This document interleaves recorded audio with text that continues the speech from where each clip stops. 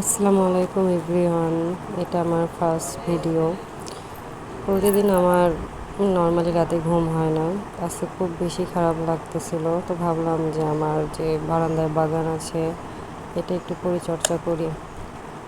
তো সেইভাবে সেই কাজ পরে আমি গাছ লাগাইলাম, গাছের গোড়ালিগুলো নরম করলাম।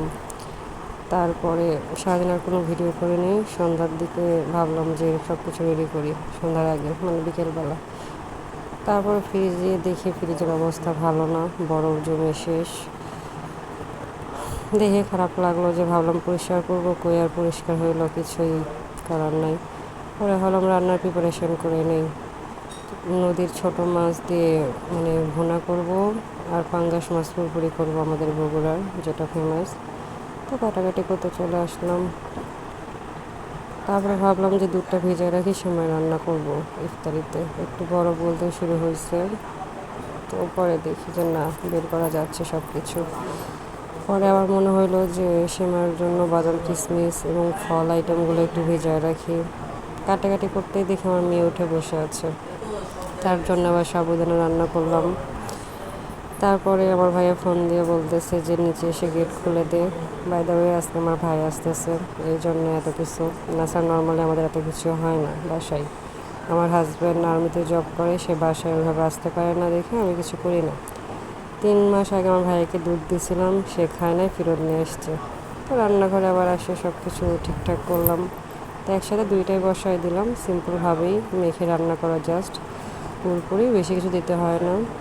হলুদ, মরিচ গুঁড়া, লবণ, তেল, কাঁচামরিচ আর পেঁয়াজ। এটাতে শুধু হাতের কাজ, হাত দিয়ে আপনি যতটা মাখবেন এই তরকারি তত স্বাদ হয়। এটা বেশিরভাগ বগুড়া অঞ্চলে বেশি খাওয়া হয়। মানে এই পুরপুরি টাইপ দিয়ে অনেক কিছু রান্না করা যায়, পাঙ্গাস, শুটকি, যে কোনো মাছ, খুব মজা লাগে। তো আমি আবার এগুলো সব বসাই দিলাম। ভাবলাম যাকে তরকারি আইটেম হয়ে যাক, পরে সেমাই বা ওগুলো সব কিছু করবো। তো একটা কমপ্লিট হয়েছে। এখন ছোটো মাছটা রান্না করতেছি, এটাও ওইভাবে সেমভাবে মেখে নিলাম। মেখে নেওয়ার পরে পানি দিলাম। পানি দেওয়ার পরে এটা চুলাতে বসে দিলাম। আর কোনো কাজ নেই, শুধু দেখতে হবে পানিটা হালকা আছে, শুকায় নিতে হবে। দুইটাতেই সেম কাজ, সব কিছু যেহেতু দিছি। তারপর আসলাম ইফতারের আইটেমে, সাবুদানা, সরি, সব কিছু শরবত রেডি করতে। আমার হাজব্যান্ড আবার ইফতার নিয়ে আসছে। আজকে একটা ভাবিকে ইফতার দিব তার বাসায়, কিন্তু কপাল খারাপ, সেই ভাবে আজকে মার্কেটে গেছে, পরে একটা হিন্দু ভাবিকে দিয়ে আসছি। মানে আমরা 4 জন মানুষ, 5টা গ্লাস, এই জন্যই।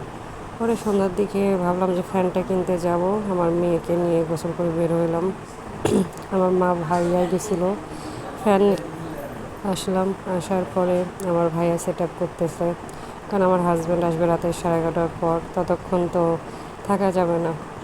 তারপর রাতের এগুলো রেডি, এর ভিতরে একবারও আর কি এগুলোর ভিডিও করতে ভুলে গেছিলাম। রাতের আইটেমে 3টাই সিম্পল দিয়ে